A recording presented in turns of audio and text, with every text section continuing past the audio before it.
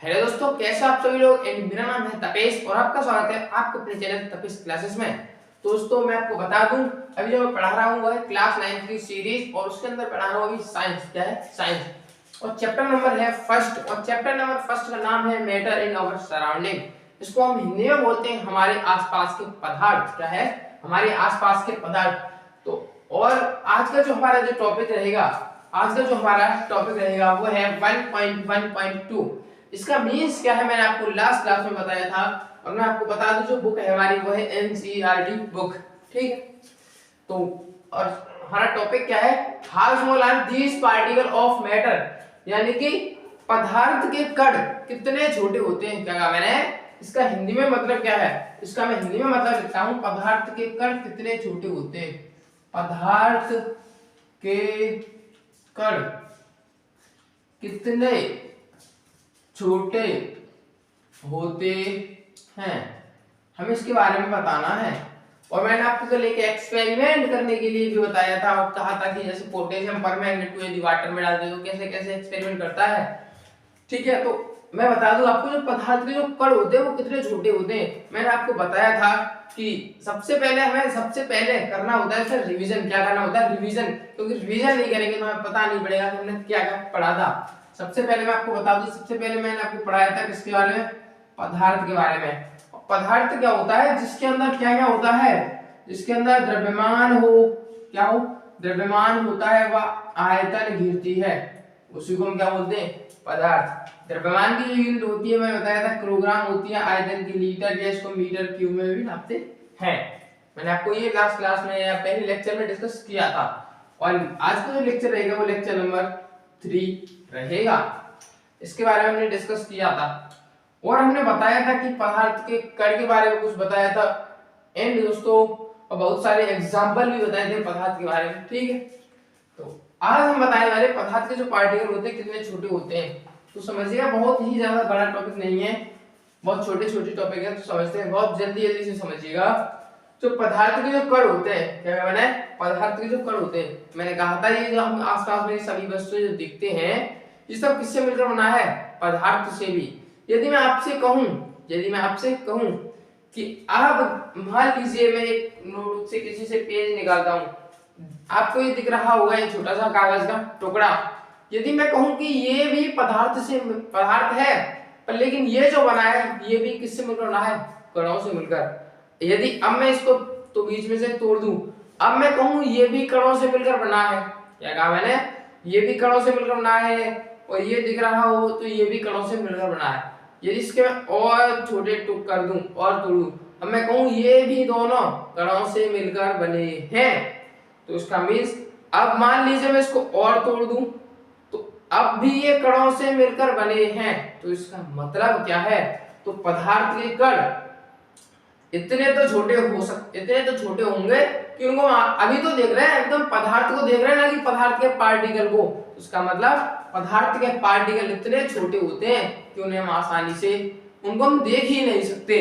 तो हम यहाँ पे क्या लिखना है? पदार्थ के कण कितने छोटे होते हैं? बहुत छोटे होते हैं, बहुत बहुत बहुत बहुत छोटे। क्या लिखेंगे? बहुत बहुत छोटे, बहुत बहुत छोटे, यानी वेरी वेरी स्मॉल होते हैं। यहाँ पे लिखना है very very small, very very small. ठीक है? तो इसका मीन्स क्या है? पदार्थ के कण कितने होते हैं? बहुत छोटे। और इनके गुण क्या है? इनको हम आंखों से नहीं देख सकते, इनको हम आसानी हम जो है इनको देख ही नहीं सकते। मैं क्या लिखना है? हम इनको नहीं देख सकते, हम इनको नहीं देख सकते, नहीं देख सकते। क्यों नहीं देख सकते? क्योंकि ये बहुत ही ज्यादा छोटे होते हैं तो उनको बहुत आसानी से नहीं देख सकते। जैसे मान लीजिए क्या चींटी है, क्या है? चींटी है। यदि चींटी के सामने कोई इतनी सी चींटी को, नहीं मान लीजिए कोई हाथी है, क्या है? सॉरी दोस्तों, कोई है हाथी। अब हाथी के सामने इतनी सी चींटी को रख दिया जाए तो हाथी को शायद चींटी को देखना इम्पॉसिबल होगा। तो ऐसे ही है कुछ पदार्थ को हमें देखना, यानी पदार्थ के अंदर कणों को देखना हमारे लिए बहुत पॉसिबल नहीं है, इम्पॉसिबल है। तो इसलिए पदार्थ के कण बहुत ज्यादा छोटे होते हैं, उन्हें हम आसानी से नहीं देख सकते। तो ये तो था पदार्थ के कण कितने छोटे होते हैं। ये रही आपका ये वाला टॉपिक। अगले चलते हैं, यहाँ पे ये वाला टॉपिक होता है खत्म। अब चलते हैं अपने नेक्स्ट टॉपिक की तरफ। तो आपकी जो 1.2 जो हेडिंग है वो क्या है, character of particle of matter, यानी पदार्थ है और पदार्थ के अंदर कण है, तो पदार्थ के कणों का क्या है, पदार्थ के कणों का अभिलाक्षणिक गुण क्या है, पदार्थ के कणों का अभिलाक्षणिक गुण, पदार्थ के कणों का अभिलाक्षणिक गुण,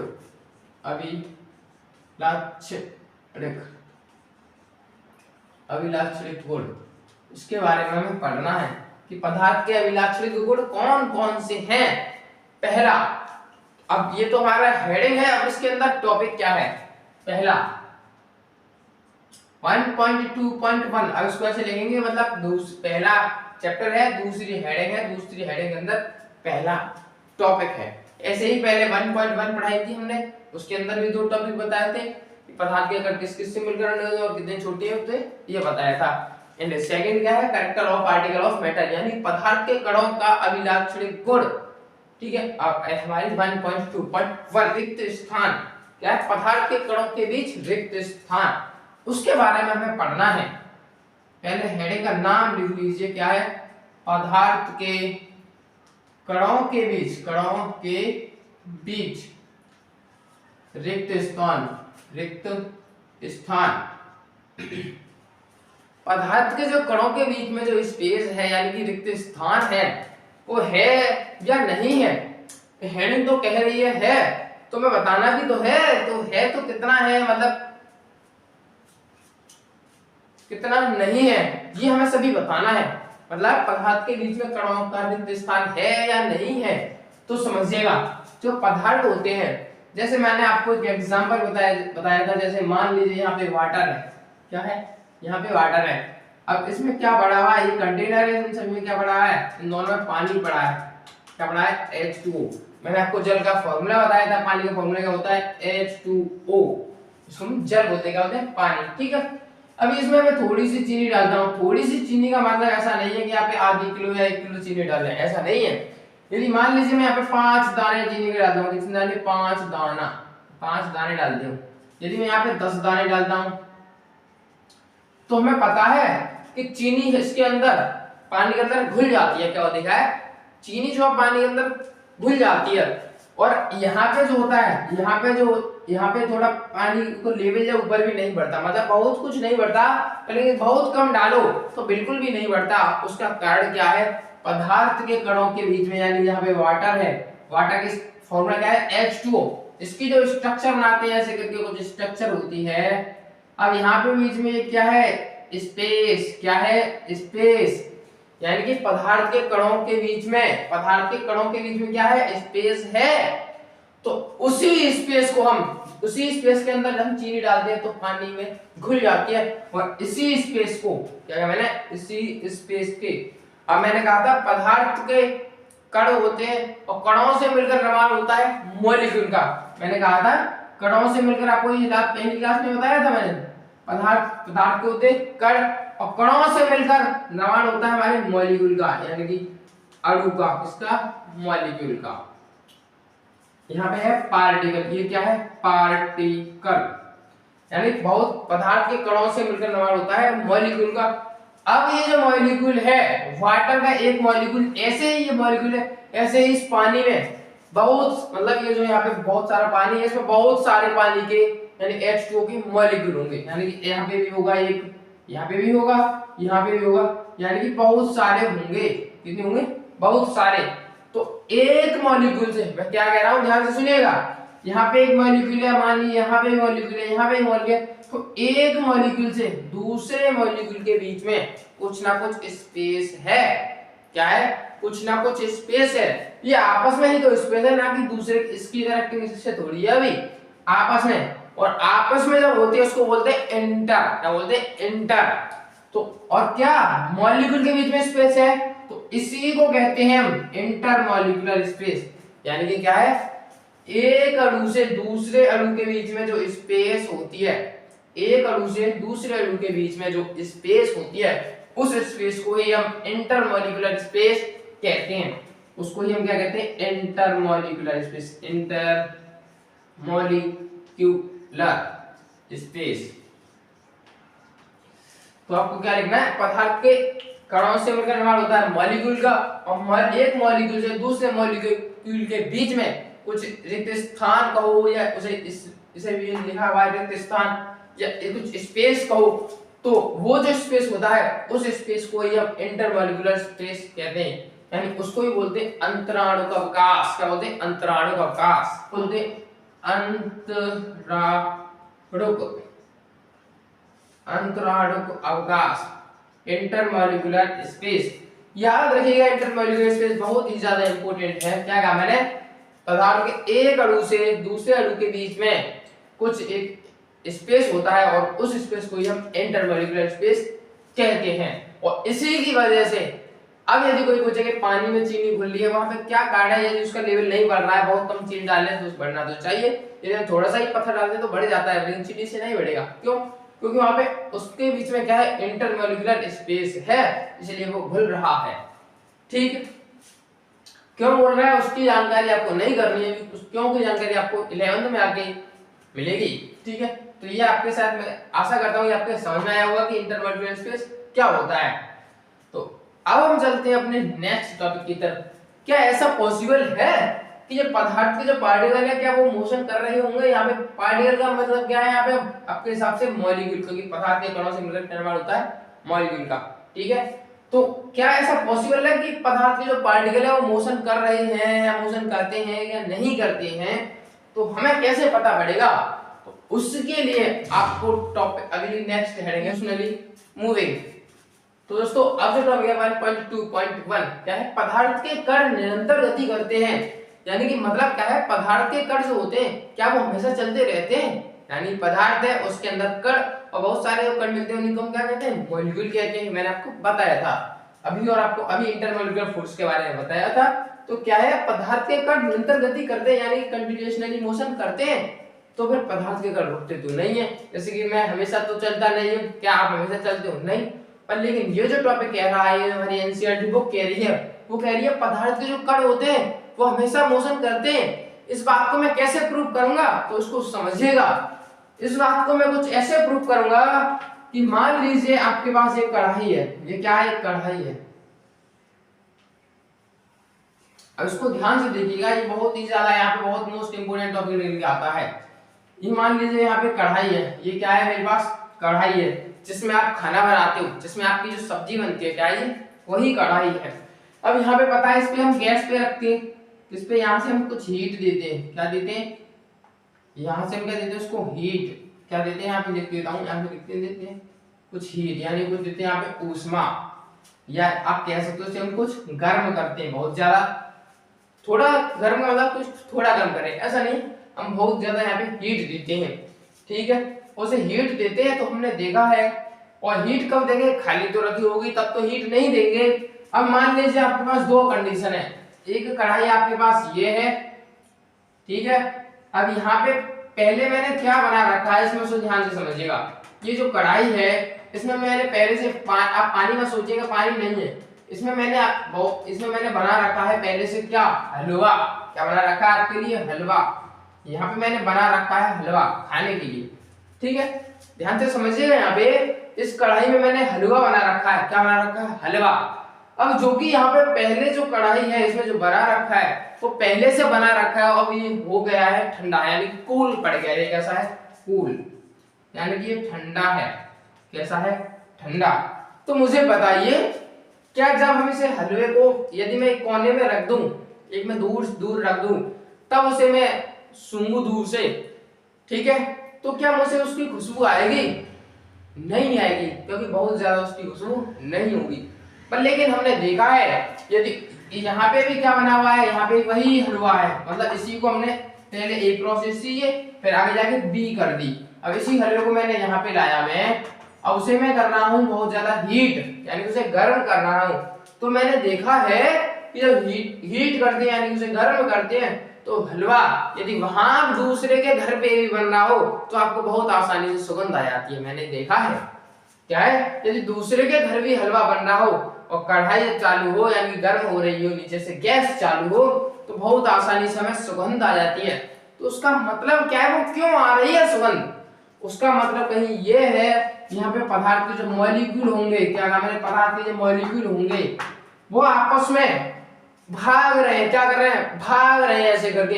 यानी कि इंटर जो मॉलिक्यूलर है, यानी कि इंटर में जो मॉलिक्यूलर स्पेस था, स्पेस है, इसी की वजह से तो भाग रहे हैं। क्या कह रहे हैं? स्पेस है, इसी की वजह से भाग रहे हैं। यहाँ पे हलवा है और हमने आपको थोड़ी देर पहले बताया था इंटरमॉलिक्यूलर स्पेस। यदि जगह नहीं होती तो क्या वो भाग सकते थे? क्या वो भाग सकते थे? तो ऐसा तो पॉसिबल नहीं था। तो हम कह सकते हैं यहाँ पे वो भाग रहे थे, और जब वो भाग रहे थे वो कुछ ऐसे भागते पदार्थ के, ऐसे करके ऐसे करके ऐसे करके। आप स्टार मत बनाइएगा जैसे मैं बना रहा हूं, ऐसे करके। अब इसका मतलब क्या है? पदार्थ के जो कण होते हैं वो जो गति कर रहे हैं, इस तरीके की गति को हम कहते हैं सीधी रेखा में, क्या कहते हैं, सीधी रेखा में कर रहे हैं और टेढ़ी मेढ़ी गति कर रहे हैं। और उसी गति को हम कहते हैं ब्राउन गति। उस गति को क्या कहते हैं? ब्राउन गति। यहाँ पे जो पदार्थ के पार्टिकल जो मोशन कर रहे हैं उसे हम ब्राउन मोशन कहते हैं। क्या बोलते हैं? ब्राउन गति। और इस गति को समझिएगा मैंने कैसे बनाई है। जैसे आप सीधी बनाइए, फिर कोने से मोड़िए, ऐसे नहीं करनी है, यहां से फिर ऐसे, फिर ऐसे, फिर ऐसे, फिर ऐसे, फिर ऐसे, मतलब ऐसा करना है, कोने से एक साथ मोड़ना है। ऐसा नहीं करना है कि ऐसे करो फिर ऐसे करो, ऐसे ऐसे नहीं करना है। मतलब एक सीधी रेखा में होनी चाहिए, फिर टेढ़ी मेढ़ी होनी चाहिए।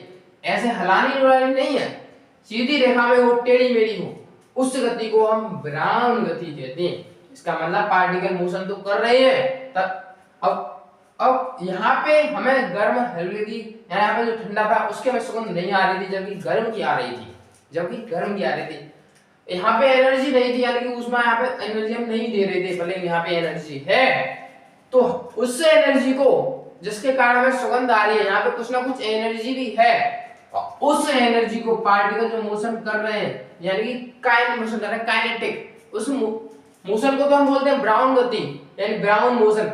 और पदार्थ के कण जब गति में होते हैं, किसमें? गति में। गति में तो हमेशा रहते हैं, यहाँ पे भी गति में थे, पर यहाँ पे कम थे। यदि हमें आके सुनना है हलवे को तो हमें आएगी, पर लेकिन यदि बैठे बैठे दूर से सुनने से बन रहा हो तो हमें बैठे बैठे आ जाएगी, पर लेकिन वहां पे नहीं आएगी, वहां पे जाना पड़ेगा। मींस मोशन तो कर रहे हैं, यहाँ पे हौले कर रहे हैं, यहाँ पे बहुत तेज कर रहे हैं।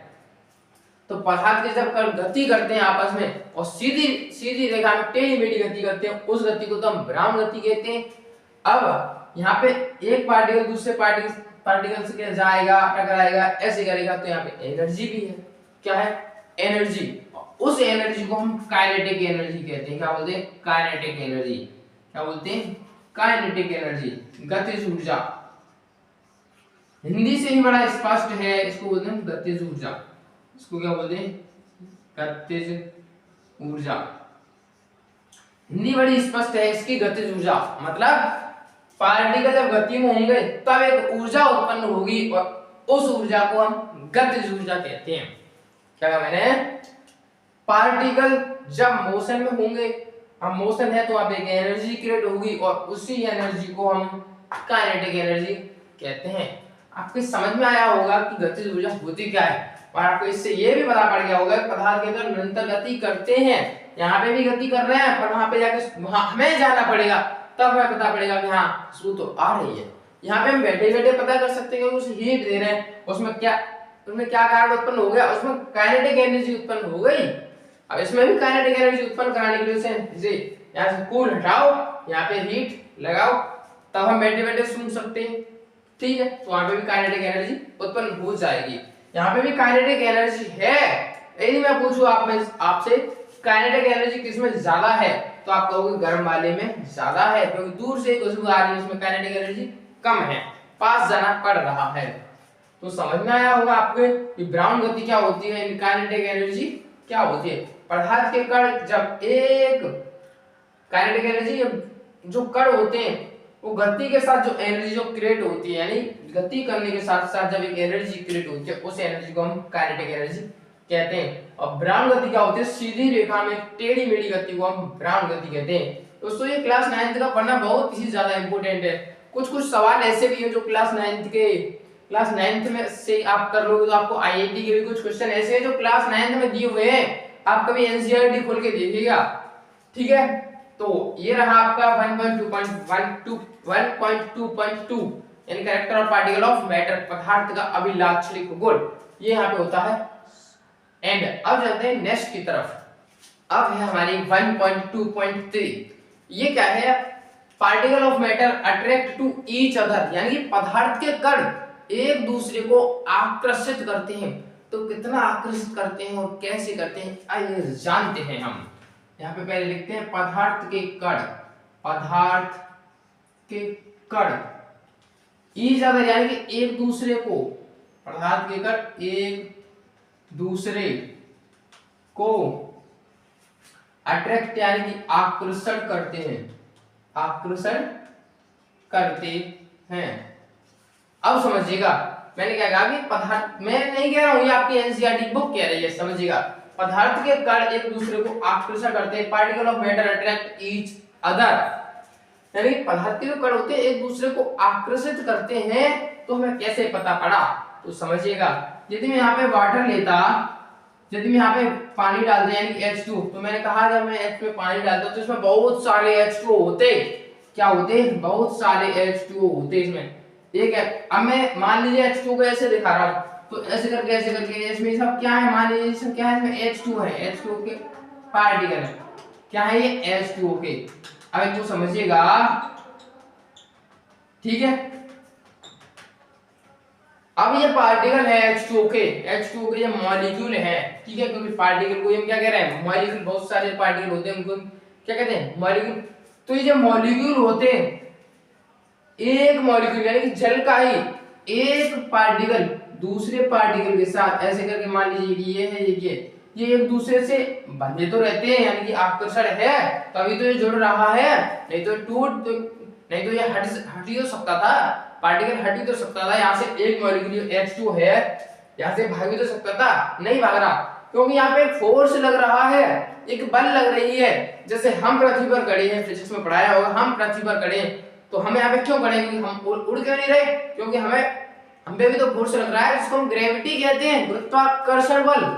तो ऐसे ही पदार्थ के मॉलिक्यूल के बीच में, एक मॉलिक्यूल से दूसरे मॉलिक्यूल के बीच में एक फोर्स लगता है, जिसके कार्य एक दूसरे से बंधे हुए हैं, उसी के कार्य आकर्षित होते हैं, और उसी आकर्षण को हम कहते हैं, उसी बल को हम कहते हैं कसेसिव फोर्स। उसी को हम क्या बोलते हैं, कसेसिव फोर्स, फोर्स इसे बोलते हैं संसंजक बल। क्या बोलते हैं, संसंजक बल। संसंजक बल क्या होता है, पदार्थ के कण एक दूसरे से बंधे होते हैं, एक आकर्षण के द्वारा जो बंधे होते हैं, और उसी बल को हम उसे बोलते हैं संसंजक बल। तो मैं आशा करता हूं आपके संसंजक बल समझ में आया होगा, यानी कि एक मॉलिक्यूल से दूसरे मॉलिक्यूल के साथ बंधा होना, उसी के साथ अट्रैक्ट हो रहा है, तो किसके कारण अट्रैक्ट होता है, वहां पे फोर्स लग रहा है, उस फोर्स को हम कहते हैं कसेसिव फोर्स। तो आपके समझ में आया होगा कसेसिव फोर्स होता क्या है। तो दोस्तों आज के लिए काफी, हम नेक्स्ट क्लास में बात करेंगे, और दोस्तों हम नेक्स्ट क्लास में जानेंगे कि सॉलिड आपने सुना होगा, लिक्विड सुना होगा, गैस सुना होगा, कि इनमें किसमें कसेसिव फोर्स ज्यादा होता है। आपके लिए क्वेश्चन है, आपने सॉलिड पढ़ा हो या क्या पढ़ा हो, सॉलिड, थोड़ा लिक्विड के बारे में थोड़ा सा भी पढ़ रखा हो, लिक्विड और गैस, तो आपने बताना है किसमें कसेसिव फोर्स ज्यादा होता है, किसमें ज्यादा होता है, किसमें कम होता है। आपके लिए HW कमेंट में आंसर दीजिएगा। लाइक करना, चैनल को सब्सक्राइब करना ना भूलिएगा। धन्यवाद दोस्तों।